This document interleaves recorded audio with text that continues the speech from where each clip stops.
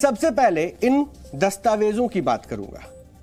आज सबसे पहले दिल्ली की केजरीवाल सरकार की उस शराब नीति का डीएनए टेस्ट करेंगे जिसके डायरेक्टर हैं उप मुख्यमंत्री मनीष सिसोदिया और प्रमोटर हैं खुद मुख्यमंत्री अरविंद केजरीवाल, जिनके क्लोज सुपरविजन में पिछले साल नवंबर में नई शराब नीति लागू हुई थी, जिसके बाद दिल्ली में शराब पर हैवी डिस्काउंट के ऑफर मिलने लगे। बाय वन गेट वन से लेकर 50% डिस्काउंट पर शराब बिकने लगी। सवाल उठे कि आखिर नई शराब नीति में ऐसा क्या है जो शराब के ठेकों ने कोल्ड ड्रिंक्स के रेट के बराबर में शराब बेचना शुरू कर दिया।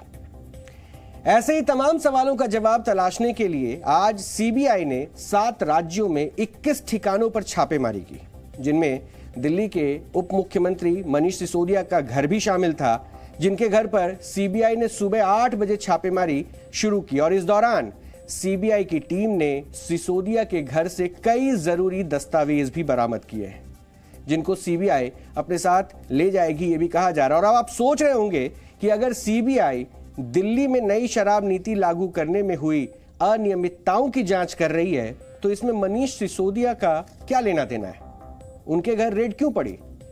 तो आपको पता होना चाहिए कि उप मुख्यमंत्री मनीष सिसोदिया दिल्ली के आबकारी मंत्री भी हैं, इसलिए नई शराब नीति में हुई गड़बड़ियों की सबसे पहली जिम्मेदारी उन्हीं की बनती है, क्योंकि मनीष सिसोदिया की निगरानी में ही नई शराब नीति तैयार हुई और नई शराब नीति लागू करने की प्रक्रिया से जुड़े आखिरी फैसले भी मनीष सिसोदिया ने ही लिए थे।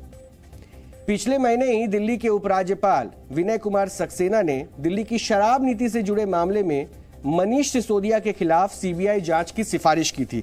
तो चलिए, ये सिफारिश जो की गई थी इसके दस्तावेज भी मेरे पास हैं। उन्होंने सबसे पहले मनीष सिसोदिया के खिलाफ ये पूरी जो शराब नीति थी उसके खिलाफ सीबीआई जांच की सिफारिश की, ये दस्तावेज उसके हैं। और दूसरी तरफ वहीं पर मिनिस्ट्री ऑफ होम अफेयर्स की तरफ से एक सैंक्शन लेटर पड़ता है और वो सीबीआई को सीधा जाता है कि इस मामले पर जांच शुरू की जाए। ये दोनों कॉपी मेरे पास है, लेकिन इन दोनों पर जब कार्रवाई आगे बढ़ती है तो उसके बाद क्या होता है वो आपने देखा, लेकिन एफआईआर में क्या कुछ लिखा है इसका भी विश्लेषण मैं आपके बीच में करूंगा। अब इस सिफारिश के बाद सीबीआई ने मनीष सिसोदिया के अलावा दिल्ली के आबकारी विभाग से जुड़े अधिकारियों समेत 16 लोगों पर केस किया था।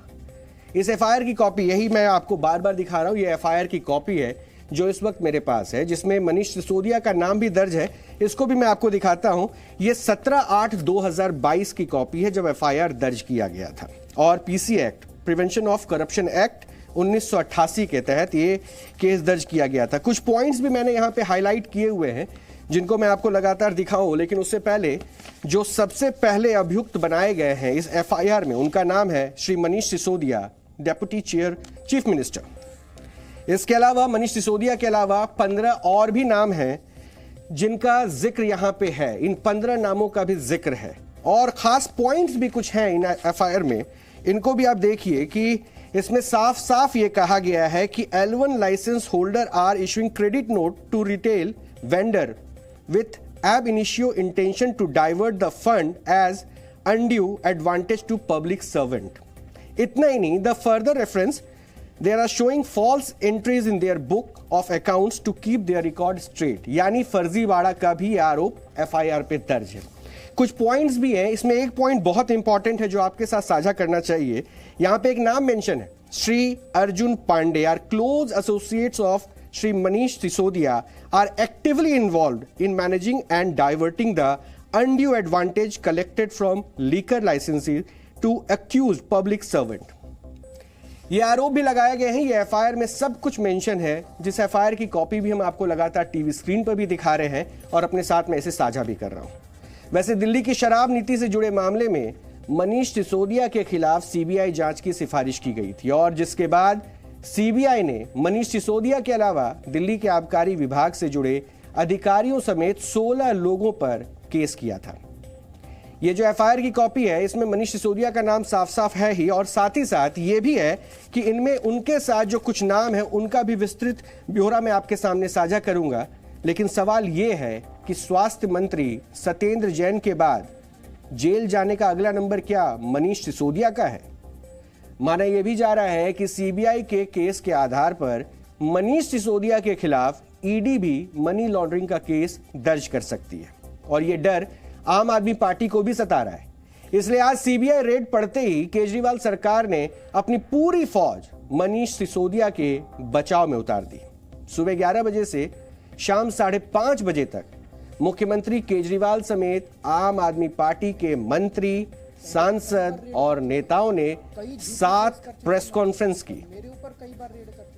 सुबह पहले 11 बजे सांसद संजय सिंह ने सफाई दी। 12 बजे खुद मुख्यमंत्री अरविंद केजरीवाल ने ऑनलाइन प्रेस कॉन्फ्रेंस कर दी।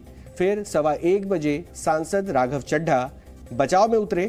3 बजे सौरभ भारद्वाज ने फिर प्रेस कॉन्फ्रेंस की और 4 बजे एक बार फिर से संजय सिंह मीडिया के सामने प्रकट हुए।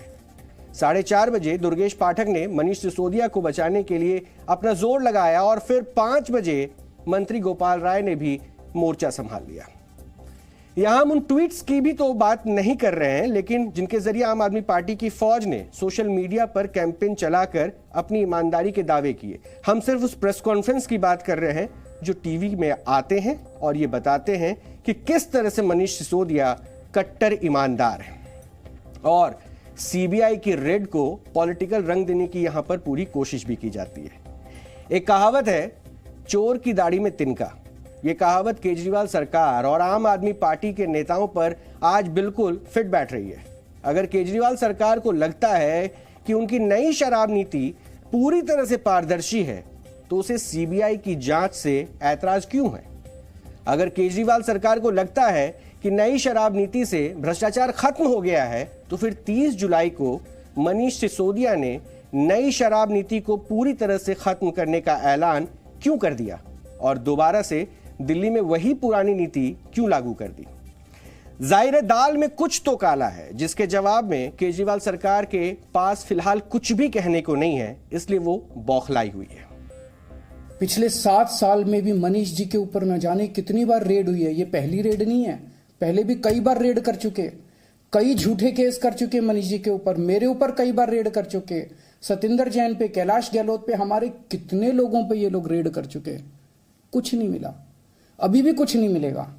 तो सीबीआई अपना काम कर रही है, उसे घबराने की जरूरत नहीं है। सीबीआई को हम अपना काम करने दें। उनको ऊपर से आदेश हैं कि भाई इनको तंग करना है, ऊपर से आदेश हैं, अड़चने अड़ाओ। अड़चने आएंगी, काम नहीं रुकेगा। पहले भी आपने मुख्यमंत्री के दफ्तर पे सीबीआई का छापा मारा है, क्या निकला? आज तक कुछ नहीं निकला। मनीष सिसोदिया पे सीबीआई का छापा मार चुके हैं, क्या निकला? कुछ नहीं निकला। हमारे 40 विधायकों को पकड़ के जेल में डाला, कुछ क्या निकला? कुछ नहीं निकला। अब रोज सीबीआई ईडी, इन एजेंसियों को दिल्ली पुलिस, इनको आपने मजाक बना रखा है। ऐसे ही चीख के सारे उस समय भी चिल्लाते थे जब सीबीआई पहुंची थी मनीष सिसोदिया के घर, अरे बहुत बड़ा घोटाला पकड़ने आए हैं। कुछ निकला? कुछ नहीं निकला। 40 विधायकों को जब भी गिरफ्तार किया, इतनी ही गंभीरता के साथ, इतनी ही चिल्लाहट के साथ, इतना ही चीख के, उस समय भी भाजपा ही चिल्लाते थे, इस पे ये निकल गया, उस पे वो निकल गया, इस पे ये पकड़ा गया, उस पे राजेंद्र कुमार के कंपनियां पकड़ी गई हैं, फ्लैट पकड़ा गया है, बचेगा। क्या हुआ भाई आज तक? मैं पूछ तो रहा हूं आपसे, आप बताइए। मुद्दा शराब नहीं है, मुद्दा शराब नीति नहीं है, मुद्दा नशा नहीं है और मुद्दा भ्रष्टाचार भी नहीं है। मुद्दा सिर्फ एक है, केजरीवाल को रोको, केजरीवाल को खत्म कर। इन लोगों का मकसद है कि केजरीवाल को खत्म करने के लिए यह साबित करो कि केजरीवाल भी हमारे जैसे हैं, हम तो भ्रष्ट हैं, अरविंद केजरीवाल जी भी हमारे जैसे। यही भाजपा वाले साबित करना चाहते हैं। वो इसी पे चोट मारना चाहते हैं जिस चीज की आपने बात करी। लेकिन इस देश का आम आदमी बहुत समझदार है।